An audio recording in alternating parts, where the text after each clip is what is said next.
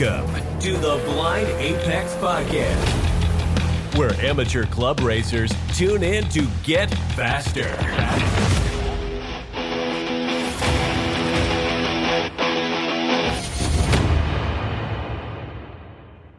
I'm your host, Con Jonturk, and this is the Blind Apex Podcast. On this episode, we are going to talk about HFGT. Joining me is a very special guest. I initially met him as he played with Matchbox and Hot Wheels cars on the floor of the tech shed. I've watched him mature into a young man and an exceptional race car driver, the heir apparent to the spec E30 throne, Jack Cobetto. Welcome to the show, buddy. How's it going? Thank you for having me. Yeah, man. This news dropped. You probably announced a week ago now. Yeah, I think a week or two ago. Week or two. I'm going to try to bump. We're recording. I'm going to try to put this out within a month of announcement. So you guys should have seen this announcement. Are we calling it Hyperfest Grand Touring, or are we just calling it HFGT? It's both. I mean, I've been calling it Hyperfest GT. But yeah, Okay. It's like the idea is Hyperfest Grand Touring. Yeah. All right. So it's a little controversial in that the basis is it's a standalone race class that will have multiple automakers, engine combinations, and things like that. Am I correct in that statement? Yeah, that's the idea. Okay. So where did you come up with this idea? Your father gives you all the credit. He tried to drop it on the Hyperfest show that actually released today, the day we're recording. Yeah. Sylvia was listening to it while we were up in the mountains, and she was like, "What is he talking about?" And I was like, "Oh, this is Cobetto, baby Cobetto's stuff, you know?" Yeah. So let's talk about where it came from. So, obviously, growing up with Hyperfest as like part of my life, I always said, I don't want to run Hyperfest. Not my thing. That's my dad's thing. I can't do that. But I do want to be involved. I don't want to be the guy that just races for free and doesn't put in the work for it. Right. And this is something that I have been, passionate about, because something that as someone who wants to be a pro driver, and feels like there's just, there's amateur racing and then there's pro racing, there's not an in between, because there's so much money involved, and it's just it's not even worth it. I mean, I've gotten a few different offers from people. I can't afford it.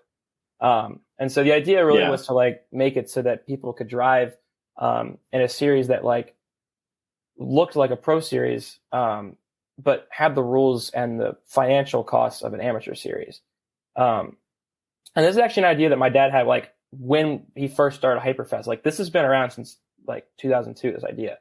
But it was kind of too hard at the time to make it work, and already kind of starting NASA at the same time. I think it was just too much for him to try to add this on top of that. But with the support of a lot of new sponsors and just the media hype around all of these, festival type events, it's kind of made it to the point where we actually can justify doing it now. So, and we basically, I was in Europe doing my 2-year late, graduation trip because of COVID, ruined that.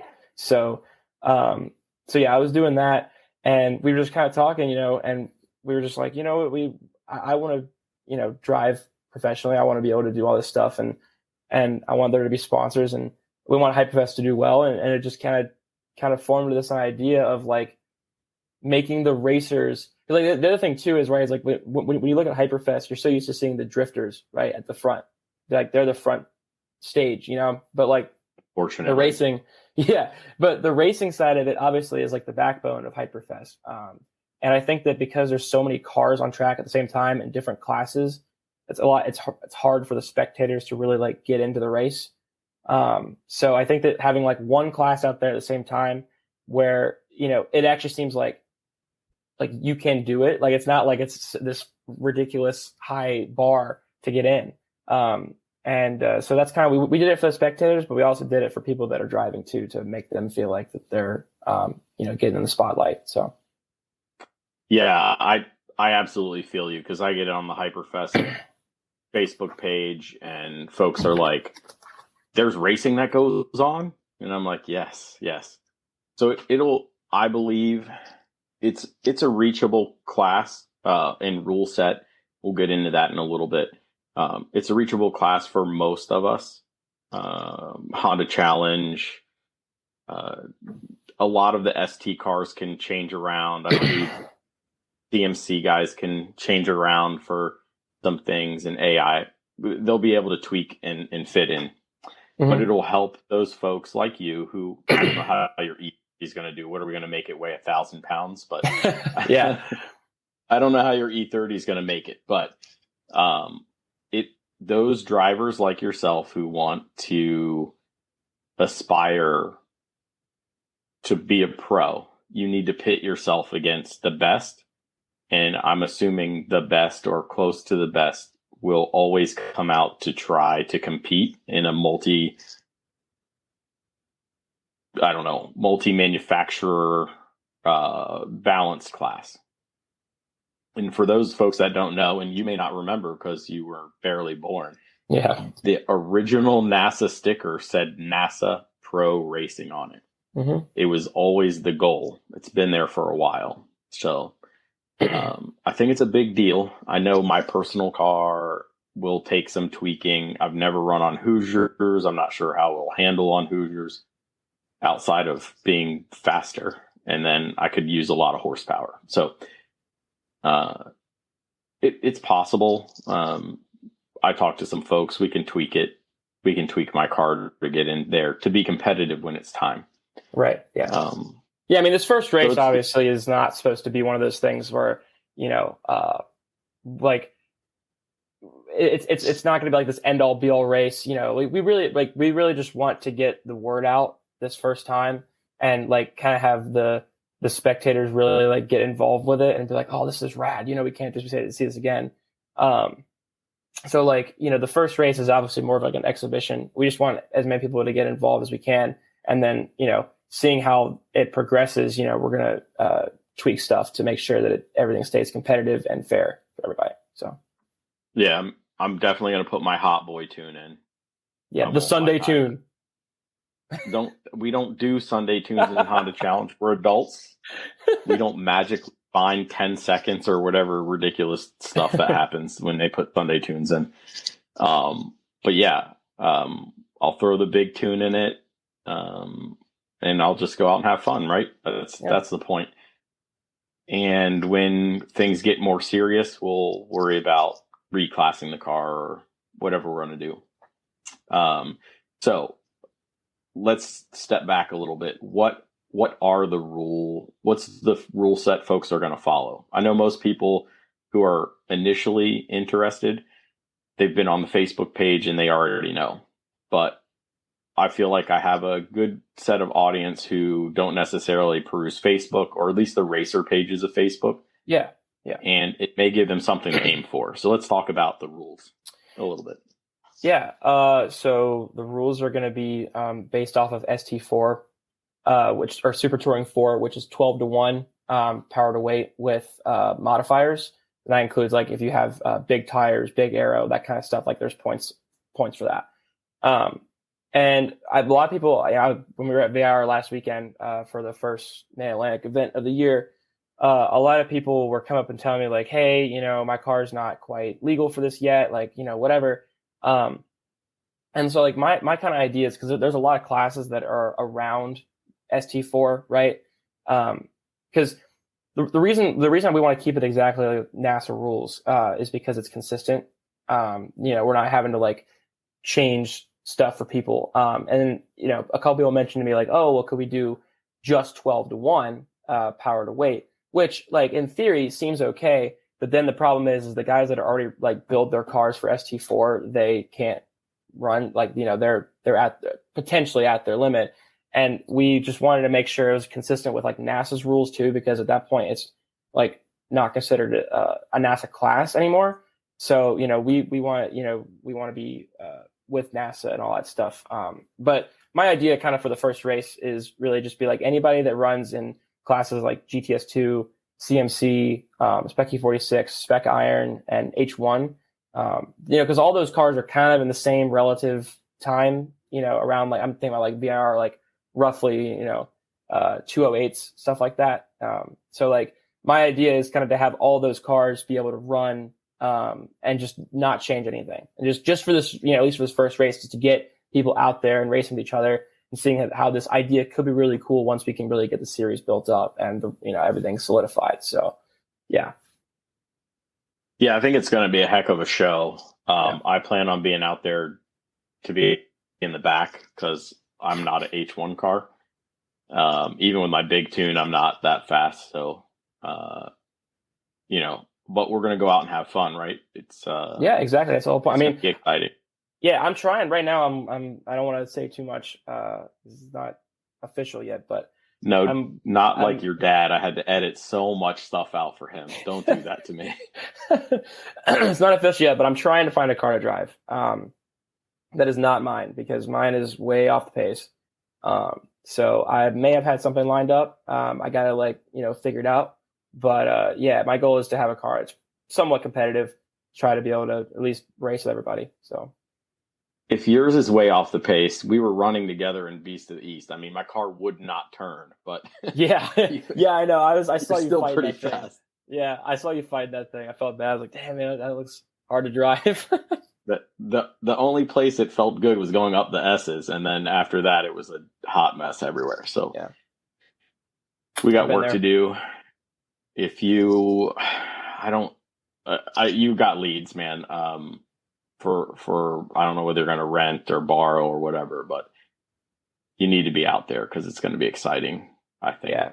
But I mean, that's literally the thing. It's like, what I said about like being a pro racer and advertising this idea. Like, I mean, I'm doing this obviously for everybody because I really want like everybody to have this opportunity, but I'm also like doing it for myself. You know what I mean? Like, I still want to be a pro driver. That's still my goal eventually, and so like for me, it's like, if I can get out there and do well or whatever, and, and just continue to do that over the course of this series building, then, you never really know. So. Yeah, it's going to be a good exhibition. It's going to be a good way to put drivers that aren't normally on track together on track together. It's going to be a battle of wits and skills that we don't normally have. And we don't have to worry about, hopefully, my worry about the exhibition races, people like me may get in their way. They're going to come around about 15, 20 minutes in. The fast guys running 208s and then have to overpass some of us who aren't running sub 210s, essentially. Yeah. That's the race pace that we're aiming for, I would assume. 208 being optimal. So if you're not in that crowd, you need to still watch your mirrors and be ready. But I'm sure that you'll see the blue flags because everybody looks at the flagging stations. Yeah. But it is an exhibition. It is an exhibition, the first one. What is the idea post Hyperfest 2023 where that's where we're going to do HFGT for the first time? What's the plan after that? So it's a great question. Like I've been talking with a couple of other regions about having a race later this year. It all kind of depends on, what sponsorships hit, and what we can like afford to do this year. But I mean, my goal is to try to like, if this does well, obviously, if it does well, my goal is to try to have at least one more race this year somewhere. But I haven't I haven't concluded anything yet. Cause, like, for example, like New Jersey, it's hard to run a race there, an extra race, because, they have like an exact amount of time they're allowed to, have the track for. And because we want to have our own session, they can't just like give us that. So it's like the practice and qualifying like that. I mean, obviously it's ideal to have your own session, but with that, you could just qualify with your like Thunder/Lightning groups, right? And then that same time counts for your HFGT start. But, obviously the idea is to have a qualifying and a race with your own group, and so trying to like make that happen with other regions is definitely gonna be a challenge, but it's something that I hope to do. And next year I hope to have a solid, calendar set up, like a traveling calendar, at least on the East Coast. I know the guys in California were really stoked about it, but I don't know if I can justify that still being in college, trying to get out there and do all that stuff right now. So, but yeah, like I said, you were saying, a lot of this really is me, so I'm trying to figure all this stuff out at the same time, as, being in college and all that kind of stuff. So it's just what I can manage out of it. Yeah. You're building the plane as you're taking flight. So Yeah. It's something we do as adults. It's good practice for you.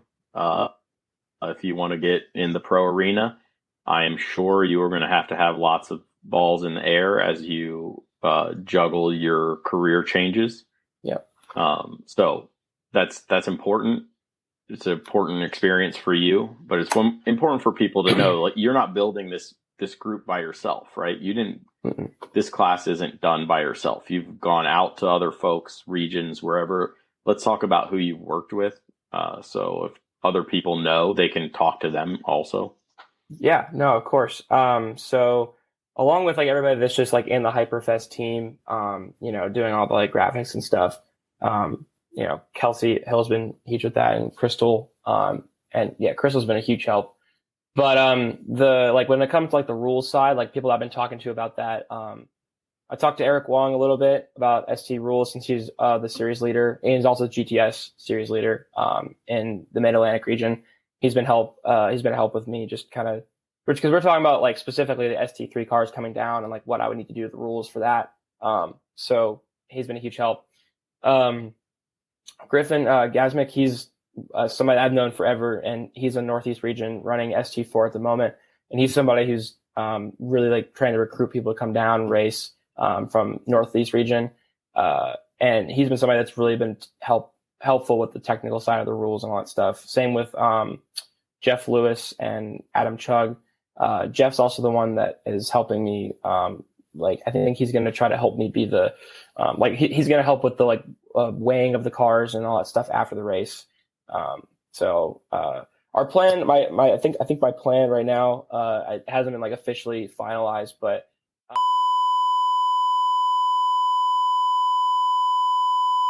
just to make sure that everybody's, We don't talk about that stuff. You're crazy. Yeah. You don't let that out the bag. Come on. You're still a kid. We're learning. We don't talk about compliance. We just do compliance. For my years in the tech. Yeah. X-ray will be a crapshoot for everybody. Yeah.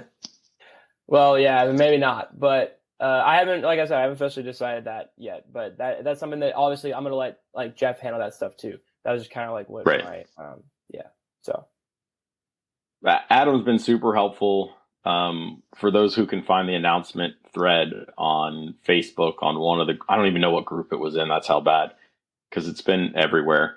Yeah. He hit me up on DM right away, because I actually hit him up and was like, how the heck, what is average horsepower? I still don't know. Excuse me. I just know that when you have a big flat curve, your average is closer to that curve, that flat part. I get it. Yeah. There's a whole system. I know you're a Spec 30 racer. You're not the pro on ST. Find your local ST guys and be like, how does this calculator work? How do I want to do it? You go to the website. You submit your dyno. Operator needs to provide you the file, or they can submit it on your behalf. So I guess your dyno gets analyzed for the actual average. Yeah. A lot of people will actually do it at the track too, like if they can't get it done beforehand. So I've seen it done. Okay. Yeah. Let's not talk about the dyno at the track. It's been really mean to my car. So I feel like the higher you spin it, the more off it is, but that's a personal opinion. It's not fact. So, when you go online, there's a super touring website and a calculator, basically. And that you just enter some things in. There's a bunch of modifiers. I get it. I won't complain. I said to you there was there's a thing that I hate about ST, but in the end of it, like it's not the end all be all to even worry about that. That modifier is definitely more than made up for because I'm an idiot driving a front wheel drive car. So yeah, well, yeah, and like I said too, like right now we obviously just want to be consistent, but that doesn't mean we're not going to make tweaks to stuff in the future to make it so that more cars can run more often. So yeah. And I think that's important. We're doing a kickoff race. We're hoping to you said you're hoping to get maybe another one by the end of the year, but definitely some for next year. This is a work in progress. I definitely need to get the images so I can get my vinyl cutter person, shout out Christy, to cut me some more $100 bill HFGT stickers so I can have that class on my car too. Well, we're going to actually have a sticker package for that. So we're working with the whole thing for that. We're going to do banners as well as like the, kind of like the GTS style stickers. It's going to be sort of like not look like that, but similar sizing. And then like on the back, we'll have the smaller ones. And then we're also going to have some sort of roof decal so that the drones can pick up the cars when they're going around. So that's also part of the plan. Okay. That sounds great, but my package has to match my door numbers, which are $100 bills. So yeah, that's fine. If you want to print, yeah, I can definitely give you that if you want to do that. Yeah, 100%. That's totally fine with me. Yeah. I don't like mismatching. As ugly as my car is, sometimes I don't like mismatching. So yeah, I get that.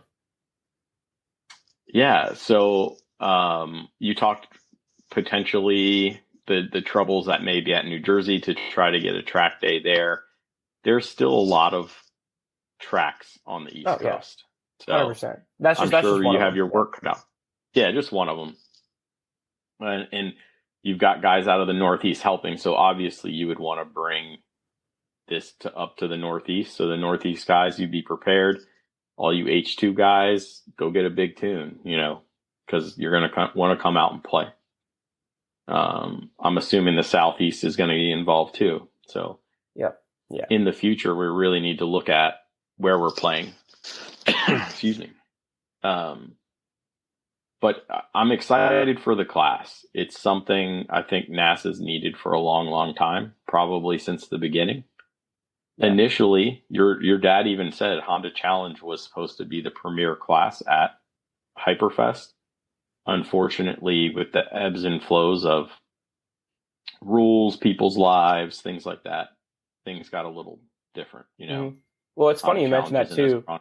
It's funny you mentioned that too, because I'm in my college apartment right now, and I'm looking at the original 2002 Hyperfest poster, and it says, it's got the like old Honda Challenge logo on it, and like all that. It's so cool, like that was the thing. So yeah, and that's why I got so into it. That's why I was so into it. I mean, I'm still so into it. I know you pretend though. You love those BMWs too much. I do, but tell you what, if this stuff really does take off, I mean, the Integra build really could be a little bit more feasible at that particular point. Yeah. So a golden era K-swapped car should do very well. Yeah. I just believe it. I mean, they're hard to beat sometimes. So start looking into the future. I think they'll do great. They're easily going to be able to do. Kevin Helms in a V20 VTEC was doing 208, so they should be able to get down to 208, no problem. Mm-hmm. Chad Slag needs to step up his game, apparently. So he's already been talking to me. He's He's like, dude, I got to do all this stuff for my car. He's like, but I'm going to do it. Yeah. Yeah.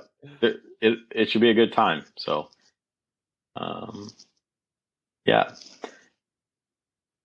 So what else do people need to know about HFGT?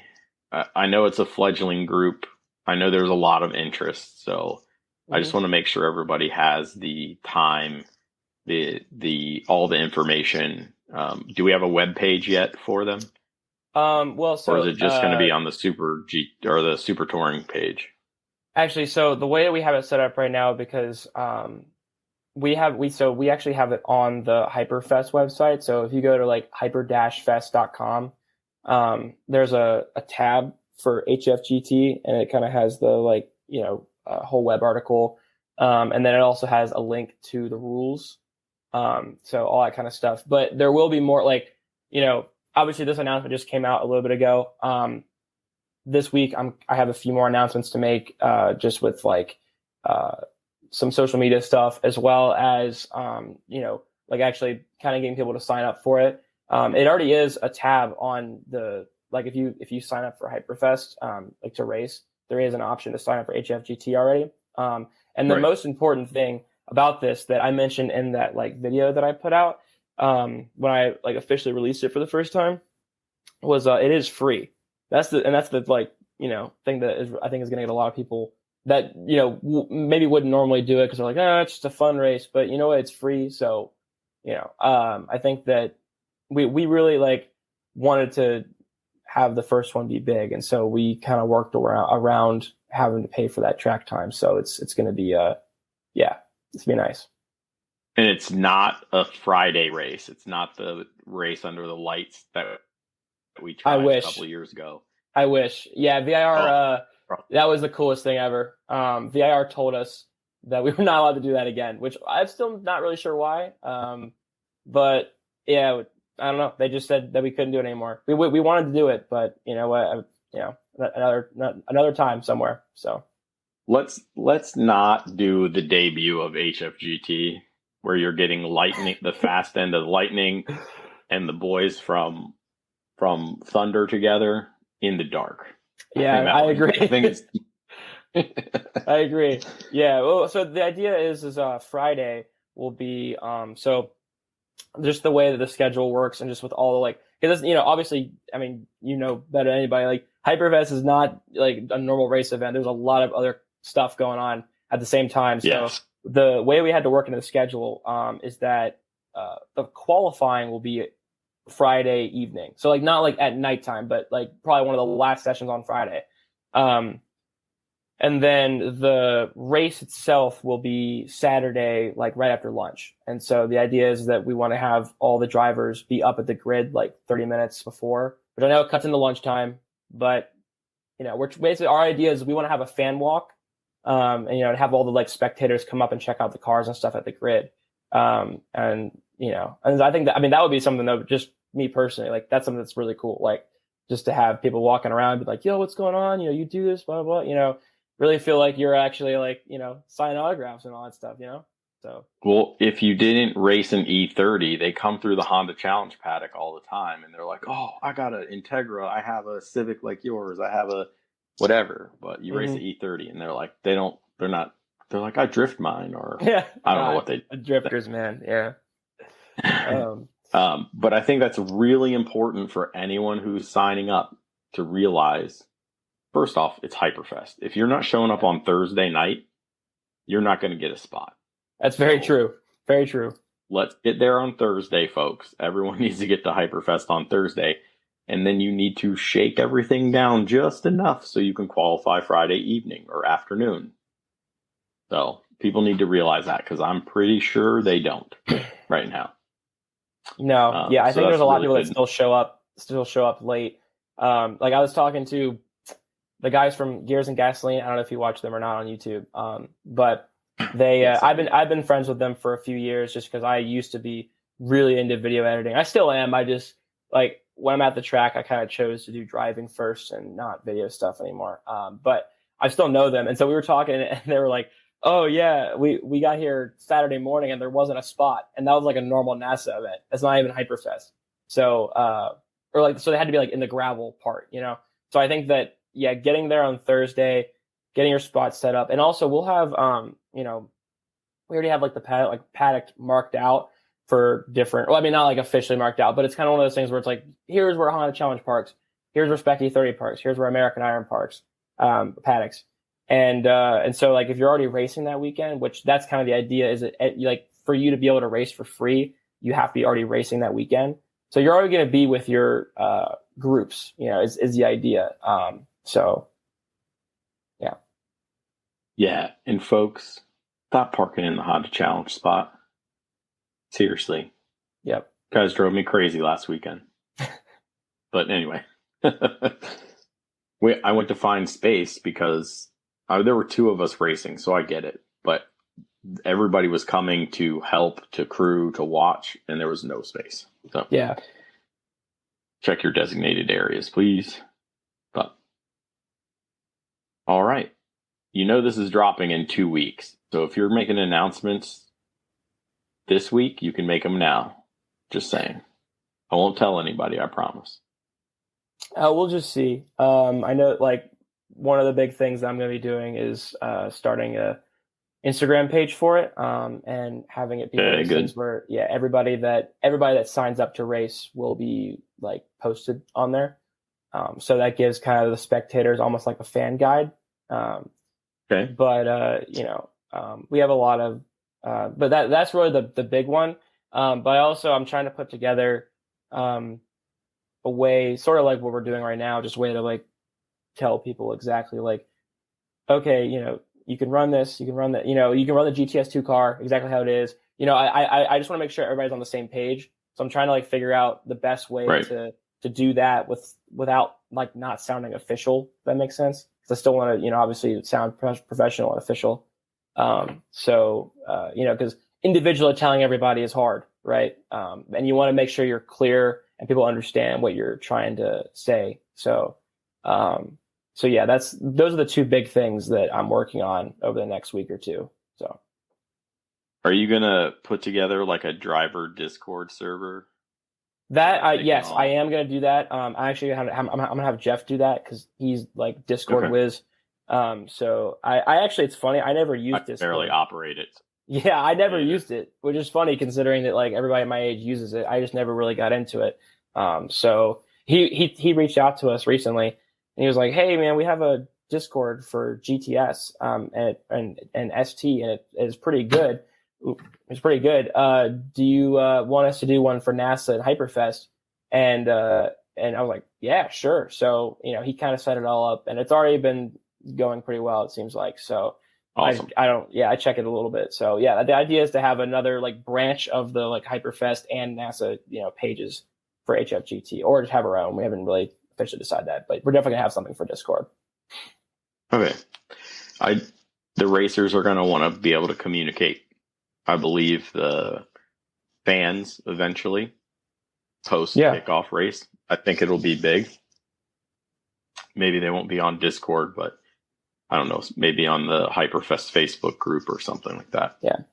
Well, the idea is it has to have an outlet for everybody that uses, different types of things, to at least have some way of staying connected with what's going on. So yeah. Yep. Awesome. I think it's going to be great. It's been a much needed thing. Like you said earlier, you guys have been thinking about it for a long time. The way your dad talked about how Hyperfest is going to work this year, a month ago, a little over a month ago now, is really key, I think, to being, maybe the key reason why it can start now. You guys have a lot of support from all the Hyperfest sponsors.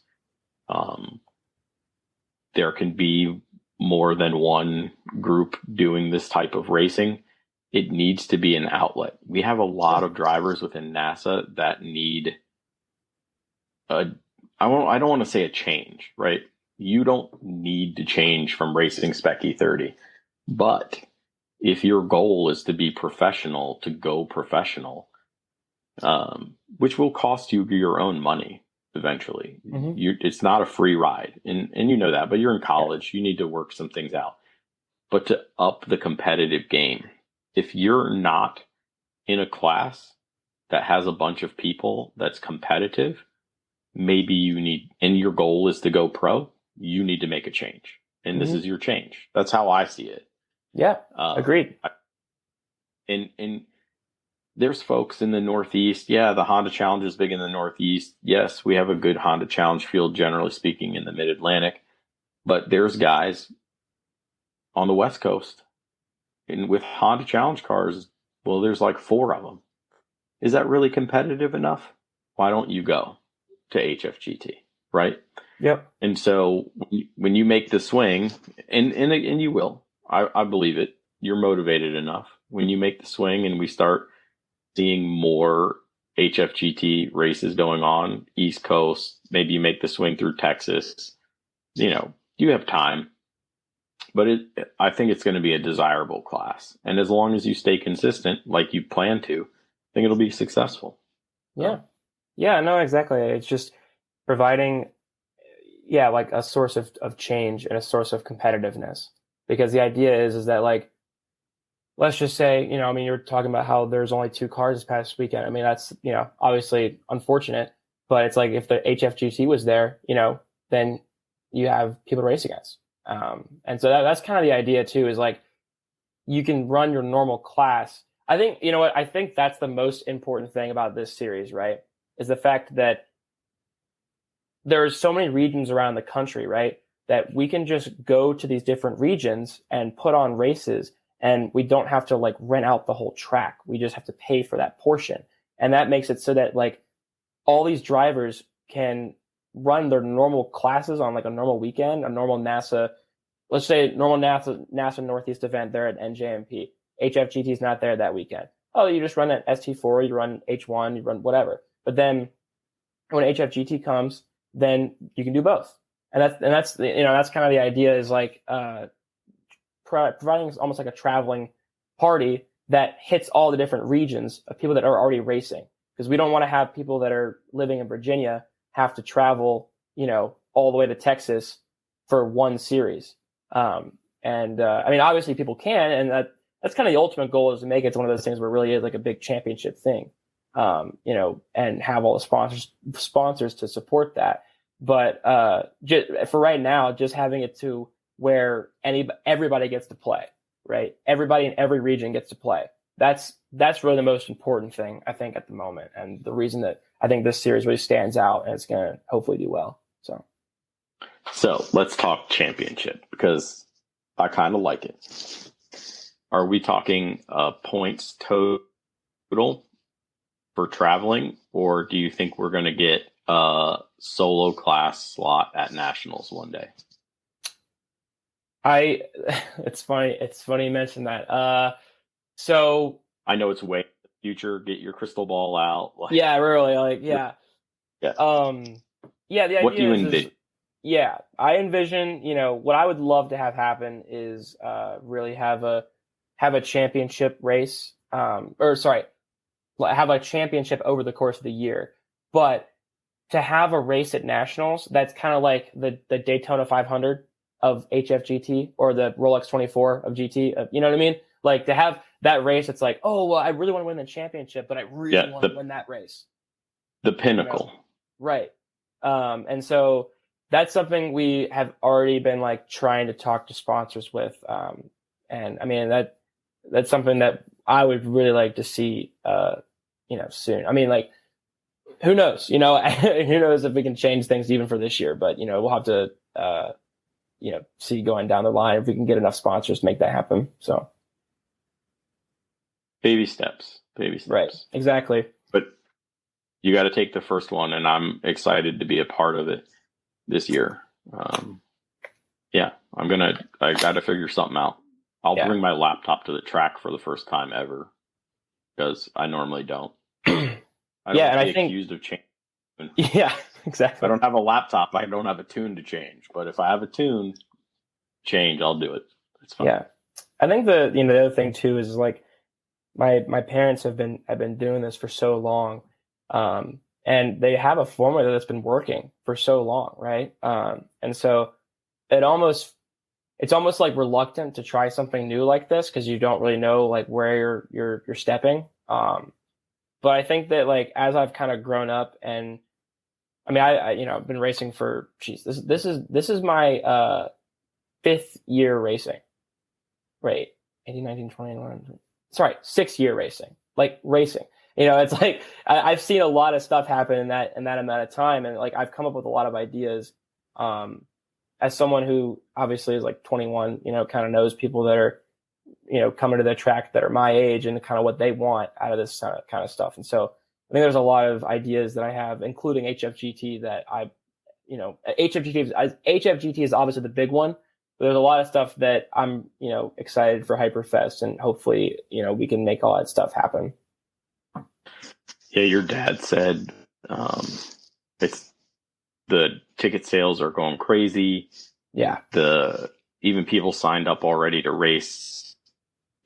Everybody's looking to show up.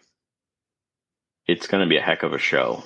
And I think that's the best place, aptly named Hyperfest GT, right? Aptly named that. But I think it's the best place and probably the best year that you could pick to break out and put on this showcase.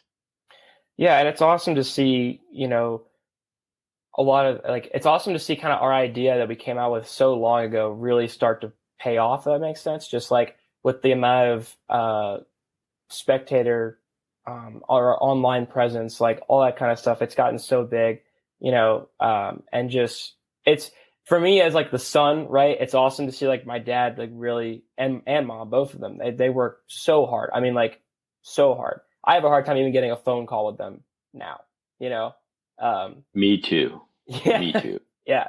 So, and I'm their son, right? But, yeah, so I'm really, really proud, of them, and I'm really happy. Like, another thing too is, I mean, I don't know if, I'm sure you probably talked about it on the show, but, Kama's in the same club that I am at James Madison. And we have between 40 and 60 people coming from this year. Madison Motorsports. Yeah. Madison Motorsports. My favorite college car club. Sorry, everybody else. Sorry, everybody else. I can agree. Yeah. But yeah, so we have a ton of people coming out from that.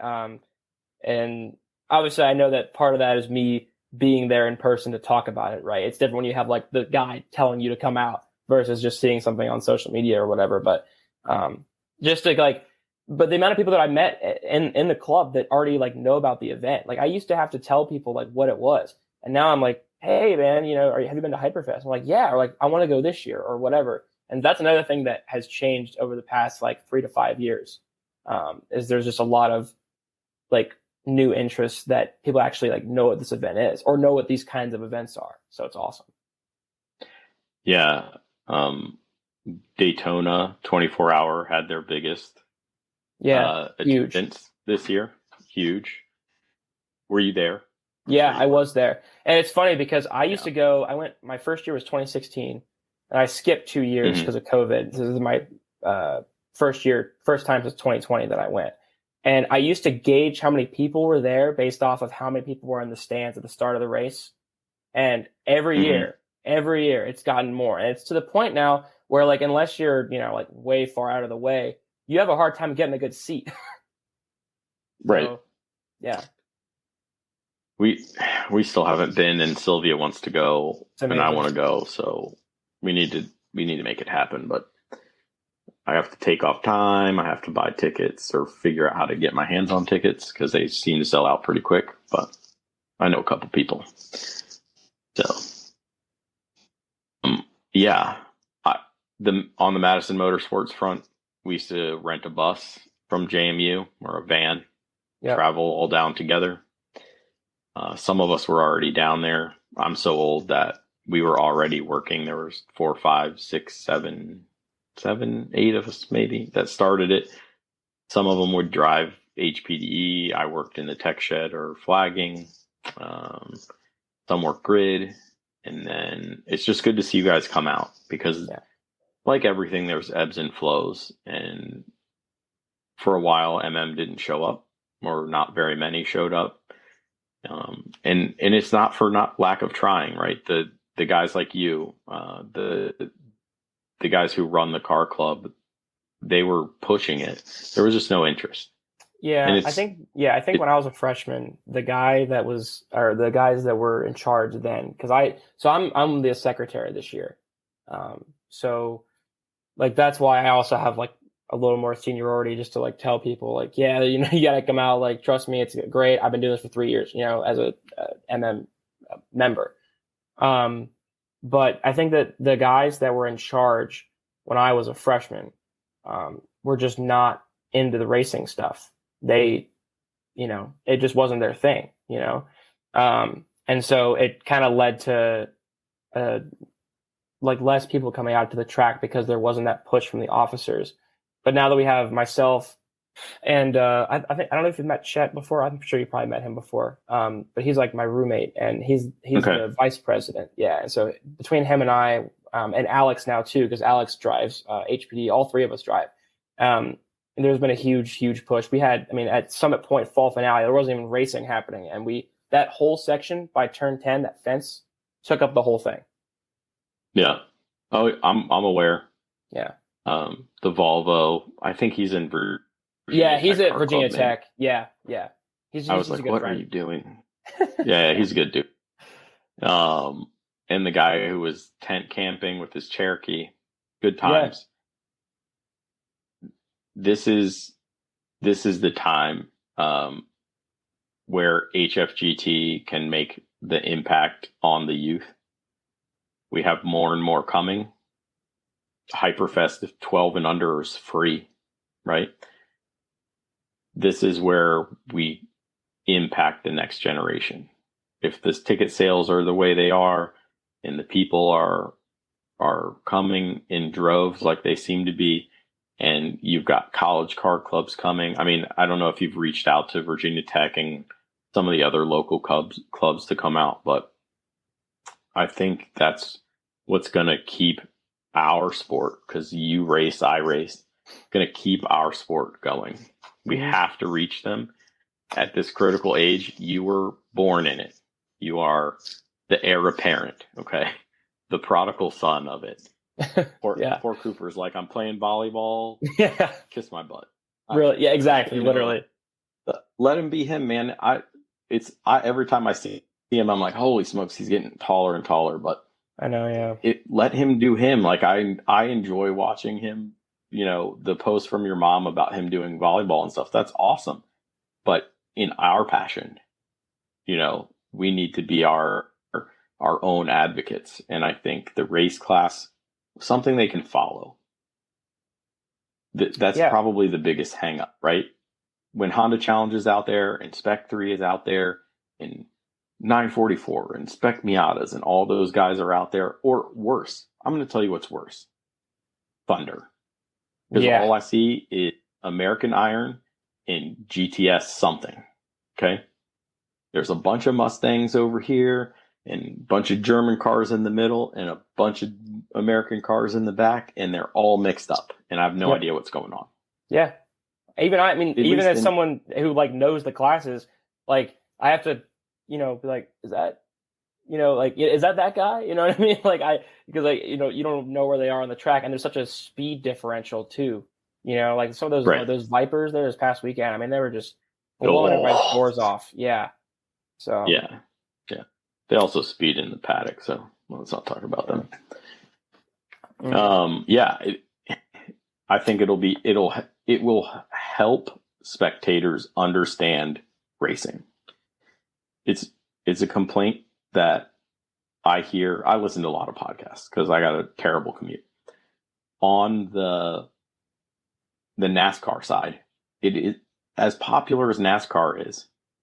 Most new people to NASCAR have no idea who's on the lead lap, right?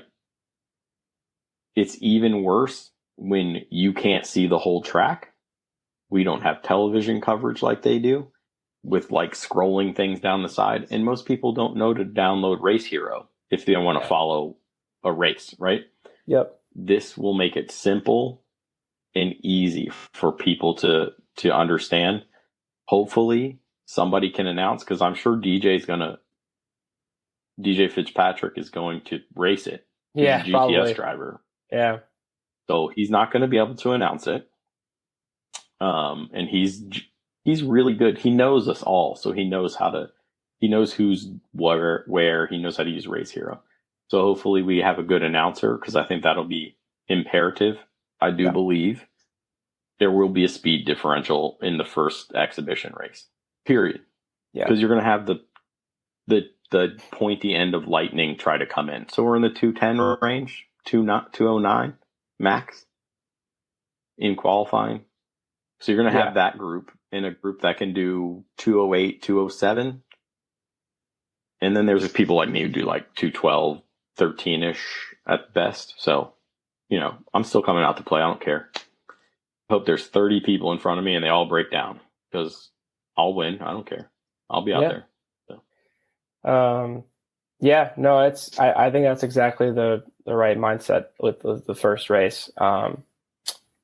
Yeah, I'm as somebody who, you know, has raced in a spec class the whole time I've been racing, to do something different, and have to, because I mean the thing about a spec E30 is that, you know, you have to be fast. You don't have to do that much to the cars. It's not like a spec Miata where I've heard people dropping $35,000-$40,000 on a spec Miata. That's just mind blowing. Wait till my spec Miata podcast, because I just recorded 60. Try 60. That's just ridiculous. But and obviously I know a couple people who have spent that kind of money on E30s, which just I don't even know how you do that, honestly. But the critical thing about the E30s is that you can have a car that is maybe not quite as competitive, but if you can drive it, like you can still run at the front. But that extra like last like half a second is so huge. And I think that's a difference between like the spec class and the ST or super touring power to weight kind of classes, is like you kind of make your like you're fast in different places. It depends on the cars, obviously, but you know, yeah. I mean, we run 214s. I mean, well, really, we run like 216s, but myself and the guy Chris that I was racing against, we were on it. We were literally clocking record-breaking laps, like back to back to back. We were running consistent 14s, which is just unbelievable. So, I actually wanted to apologize to you. So I didn't realize it was you when we were racing Beast of the East. And they use Beast of the East to qualify for the Sunday afternoon race, right? Yeah. Okay. I never know who's piloting the Hyperfest car. I should know now because you have cars. Yeah. And also we were technically out of class for Beast of the East anyway. Oh, I don't. But when I came up behind you, extra. Yeah, me too. I didn't care. But next time, if we're in Beast of the East and I see you on the back straightaway, I'm totally bump drafting you. Yeah, just get a little bump. Back straight. I had that the Spec 3 guy doing that when I was trying to chase you. The only reason I was like anywhere close to you was because of that, by the way. Because like he would, I had the gray, Spec 3. Yeah, he was bumping me, and I was like, come on, because I was just trying to like get close to you. I was like, come on, hit me. I think his name was Sean. And so that was pretty funny. Yeah, I definitely could see like my car was like handling in the corners a little better, I think, than yours. Yours looked a little out of whack, but that's the only reason I was like close to you, was because he was hitting me. Okay. I was like, holy smokes, this kid is on fire. Like, I'm going down the straightaway and can't even outrun this E30. What is going on? And I had looked at my data and I was like, I know I'm getting close to 130 down here, which I need to be above it. And I was last year, and the car wouldn't exit Oak Tree worth a darn. So I couldn't make the full run on the back straightaway. Yeah. But I knew I should be way faster than you. I normally pass E30s easily halfway down, if not sooner, you know, depending on when I catch him. But when I saw you, I was like, well, let me get around him. And then like, as we were having fun, you know, for the rest of the Beast of the East, I was like, you know what? I should have bump drafted him all the way down and let him run hard. Yeah. I mean, I will tell you though, that car was on, I mean, that is the first time I could really tell you, and like, honestly, ever, that car was perfect. I've never had the car be perfect. And that was the first time that day. And so like, to me, that was the only reason why I was able to run that fast, is like, you know, because Honda Challenge is a little different, right? Because you guys have different shift points, different transmissions, all that kind of stuff. But we will literally evaluate how much power your car has based off when you're shifting to fifth gear going up the hill. Most of the time people aren't shifting to fifth gear until like they're like either cresting or like over the hill on the back straight. And I was like able to shift at like probably halfway up the crest, which is crazy. And I dived at 153 horsepower, which the max is 161. So, I mean, I just must have been really getting a good run out of Oak Tree. So. Yeah, I don't want to talk about that. I shifted into sixth gear at the bottom of the back straight in the low point. Wow. That's wild. But I have a different shift point than anybody else does anyway. So, well, is there anything else you want to share about Hyperfest GT with the audience today? Oh man, I just really want to see everybody come out, just to be able to. I think the other thing too is like a lot of these guys are friends, right? That are in different classes. Like I mean, obviously it's a little different for me because like I'm just growing up with everybody. So like I just know everybody, but, I've always wanted to race against the guys that are in ST, the guys that are in GTS. Like I love hanging out with those guys. I want to race with those guys. But I've never really been able to do it. And so like, and I think that kind of goes the same way for them. Like, obviously they're friends with you guys, they're friends with the, Specky 46 guys, whatever. And so like, it's nice to actually get a chance to really race against like everybody that you hang out with at the track and not just people that you race with in your normal class. So I think that's really what I'm most excited for. Yeah, that's going to be the best. It's going to be so much fun. A lot of Saturday night at Hyperfest for that race after everybody else's races are done is going to be the best. Oh, it's going to be awesome. Have more stories than any other time. It's going to be amazing. Folks, you guys need to go to the NASA Mid-Atlantic website. You need to sign up for Hyperfest. When you sign up to race at Hyperfest, go ahead and check the box. Get down there, sign up for HFGT. Also, it's free, right? So why not do it? Assuming you don't sign up if you think your car is going to break after every session, right? But generally speaking, none of us want to break. We all plan to be very reliable. So go out there, sign up. Let's go out there and have fun. Let's put on a show. I think that's the biggest thing. As a racer, this is our time to shine. Last year, me and Kevin, I think his last name's Leclerc, in the yellow S2000, he and I put on a heck of a show at Hyperfest. I mean, nose to tail, we were duking it out, 8th Gen Civic versus S2000. And I don't think anybody paid attention. But I got a lot of views on my YouTube page for it because it was... It was a good race. I watched it. It was a good race. Yeah, it was a good race. But this is going to be that times 50, probably. If everybody's going to pair up, no one's going to be on an island. Okay? Yeah. So sign up. Get ready to duke it out. It's going to be fun. So I think that's going to wrap up the show, bud. So I really appreciate you coming on. Yeah, thanks for having me, man. It's really awesome to talk about this. Until next time, keep working on yourself, keep working on the car, and let's get faster.